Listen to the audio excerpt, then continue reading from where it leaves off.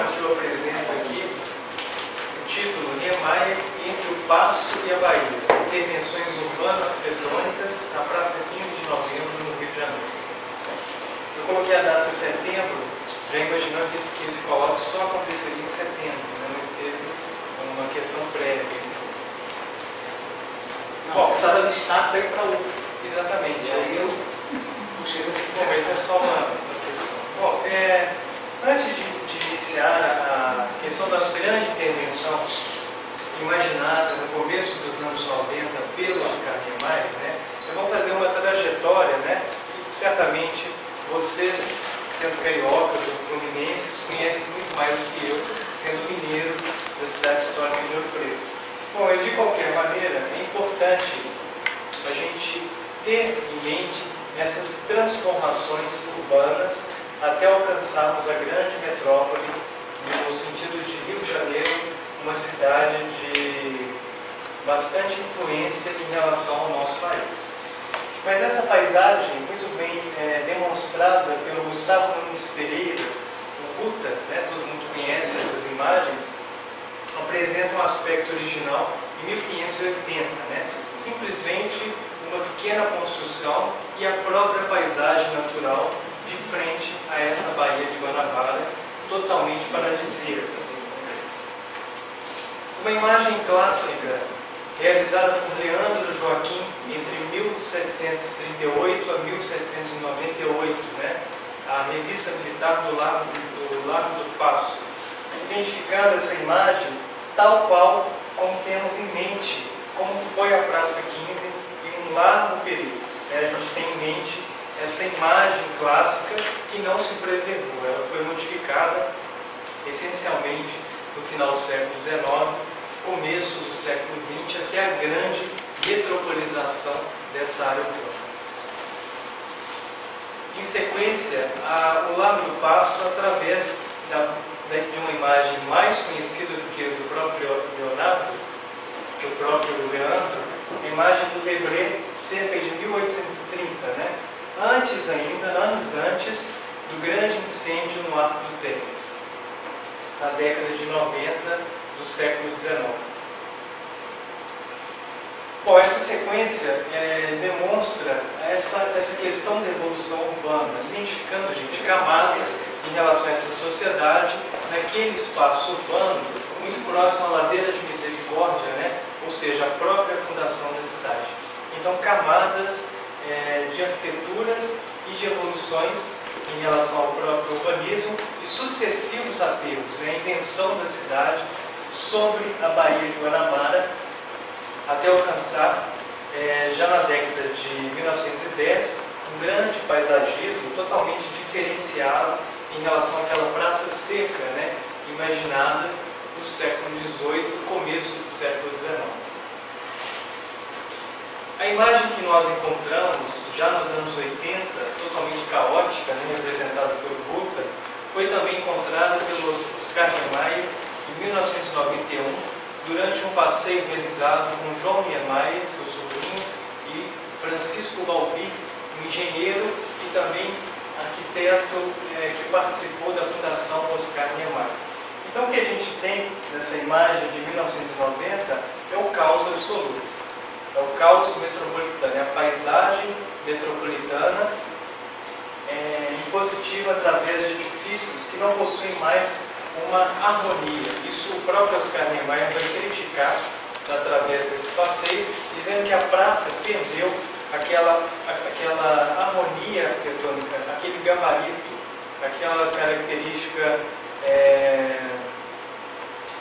de uma sensação de que como se tudo tivesse sido construído na mesma época, apesar de não ter sido, né? Então essa sensação, essa questão de unidade, ela se perde.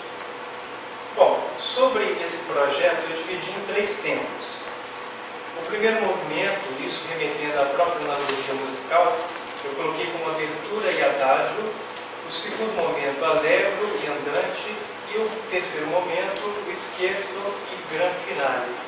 Fazendo uma sequência, né, bastante lógica, bastante didática, dos 3 momentos realizados pelo Oscar Niemeyer naquele espaço urbano, que também são 3. O próprio Paço Imperial, essa seta número 1. Essa segunda imagem, a seta número 2, através de uma tábua rasa entre o torreão Albamar, aqui no canto direito, até a estação das barcas, na parte superior. E a própria inversão arquitetural sobre as águas da Bahia, né? Seria o terceiro movimento, o grande final. Então, dividindo essas três imagens, essas três sequências, esses três movimentos, através do próprio croquis do Oscar, né?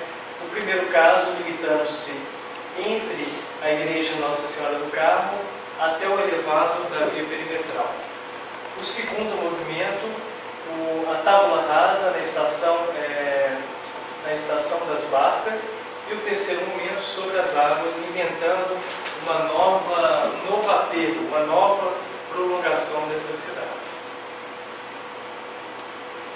Bom, aqui mais uma vez, dividindo, né, as sequências através dos croquis originais. É uma sequência de 44 croquis que a Fundação Oscar Niemeyer disponibiliza através do site de sua fundação. Enfim, esses croquis, apesar de não terem uma lógica sequencial instalada pela própria fundação, é muito fácil realizar uma leitura sobre essas iconografias. Bom, o primeiro momento, do passo ao Arco do Teles.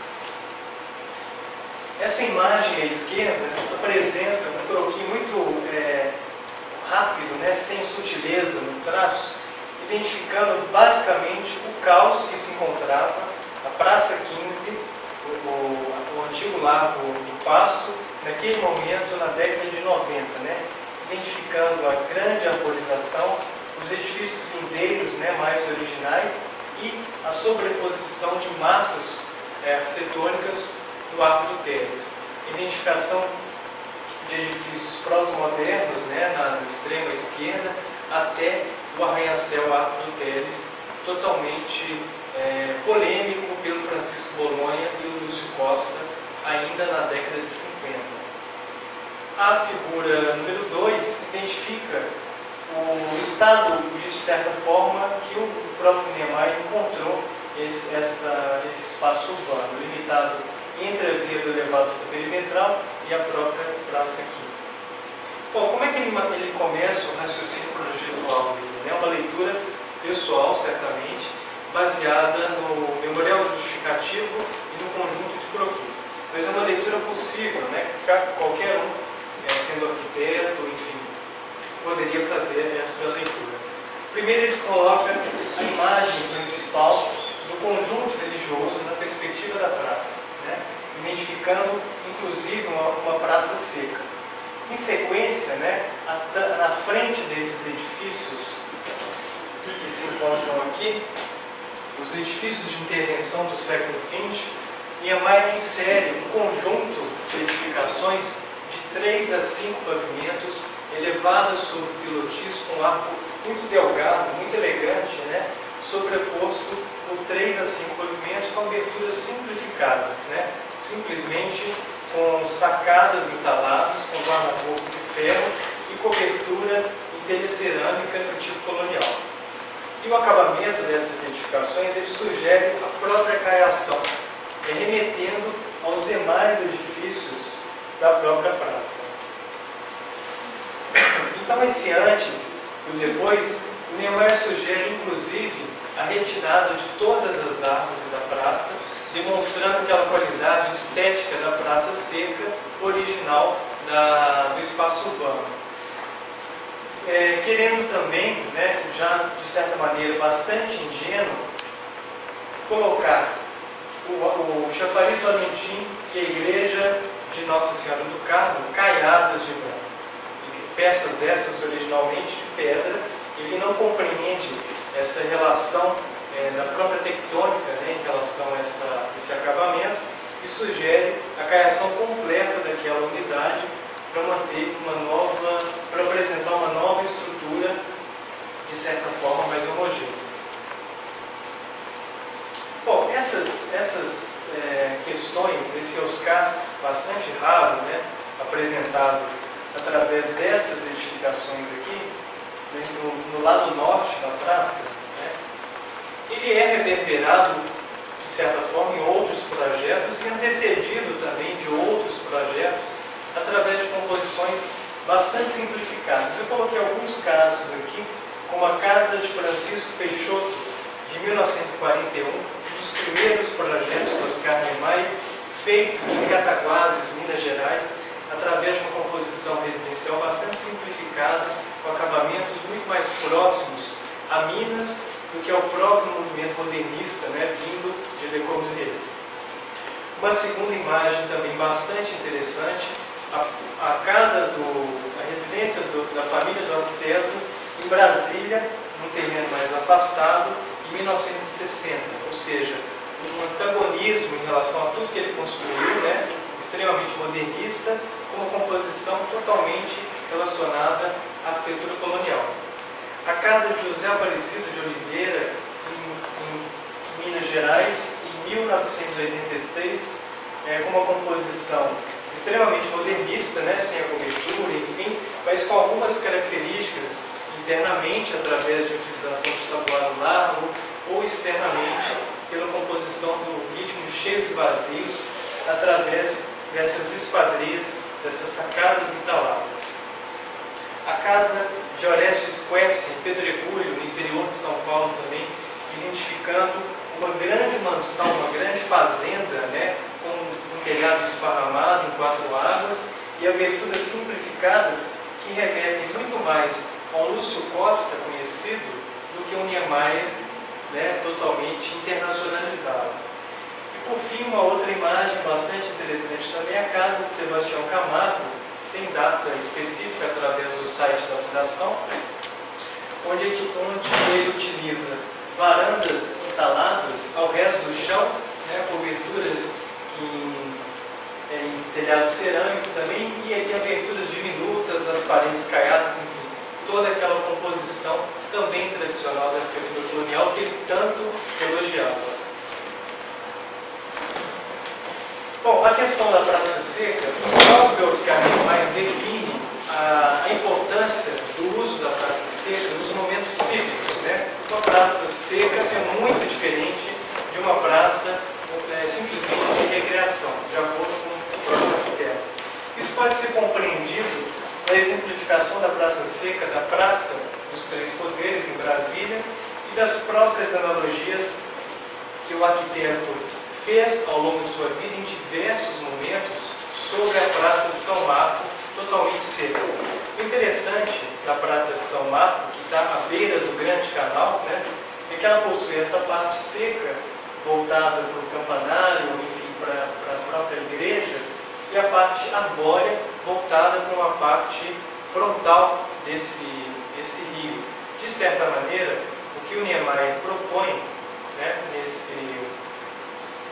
nessa transposição da árvore é um pouco remetendo a esses aspectos. Não que a analogia seja direta, mas tem alguma questão desse sósia que ele diz, né, o Niemeyer e o seu sósia, né, esse museu particular, que guarda as coisas que mais gostou, transferindo as árvores para uma área mais próxima à Bahia. O segundo movimento, alegre e andante, da Estação das Barcas ao Torreão Albamar. É uma movimentação maior, impondo ali sim a sua arquitetura expressa da década de 90, que vai reverberar todas as condições dessas supernovas, né, que a gente vai estudar. Espero eu estudar, outras pessoas estudarem, se debruçarem em relação a essas arquiteturas que simplesmente o MAC e outras construções foram dedilhadas, né? O restante ainda está em estado de superfície para isso. Bom, permanência versus demolição. A Estação das Barcas de 1906 a 1911, né, ali no finalzinho do período do prefeito Pereira Passos, já começando o outro mandato do prefeito seguinte, e o Torreão Albamar, de 1903 a 1908, duas arquiteturas ecléticas, né, uma com a composição em estrutura metálica e a outra já o ecletismo fachadista tradicional. Né. Niemeyer prefere demolir a Estação das Barcas e preservar o Torreão Albamar. Bom, essa solução não está presente no memorial justificativo. Ele não diz o motivo por que preservou uma e sugeriu a permanência de outra. O fato é que os arquitetos modernistas, de certa maneira, muito próximos, né? Niemeyer de 1907, então isso está muito recente, de certa forma, na cabeça deles. Então, essa negação do ecletismo é bastante conhecida pelos arquitetos, pela vitória dos arquitetos modernistas em relação a essa arquitetura eclética. Vitória esta, entre aspas. A preservação do torreão Albamar. A segunda parte que ele faz é um diálogo, é uma linguagem bastante, como diria o Darcy Ribeiro, bastante oscárica, né? Uma linguagem dele mesmo, que é a própria tábua rasa, de frente da estação das barcas, né? Esse canto superior, até o torreão Albamar, preservado em todos os croquis. Hora nenhuma, dos 44 croquis, ele nega a existência do torreão Albamar. Bom, essa sequência de imagens, elas são traduzidas através de croquis, como se fosse um exercício. Qual composição seria mais interessante nessa grande plataforma? E ele chega à conclusão que para as pessoas pensarem naquele espaço urbano, seria necessário a presença de um shopping center, totalmente contrário ao raciocínio de Oscar Niemeyer. A presença de um elemento totalmente capitalista, enfim, totalmente intruso numa paisagem. Mas ele percebe um shopping center, um hotel, um grande hotel, um espaço para apresentações populares, enfim, uma infinitude de elementos arquitetônicos espalhados, daria uma povoação em relação àquela praça, antes, de certa forma, marginalizada ou simplesmente utilizada nos horários de pico, né, que é o horário da própria estação das barcas. Essa continuidade no raciocínio dele, ele demonstra, de maneira muito clara, os edifícios, o conjunto de edifícios que formatariam essa nova praça, essa nova tábua rasa, de frente para a Baía de Guanabara.